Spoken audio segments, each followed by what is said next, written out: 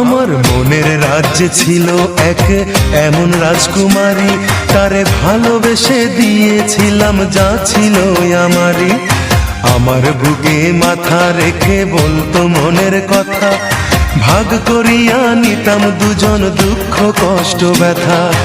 আমি শুধু ছিলাম যে তার প্রেমেরই পূজারি, তার ভালোবাসা করলো আমায় পথেরই ভিখারি। তার কত ভালোবাসি জানে না রে জগৎবাসী, জানে অন্তর্যামী। যখন তোমার কেউ ছিল না তখন ছিলাম আমি, এখন তোমার সব হয়েছে পর হয়েছি আমি। যখন তোমার কেউ ছিল না তখন ছিলাম আমি, এখন তোমার সব হয়েছে পর হয়েছি আমি।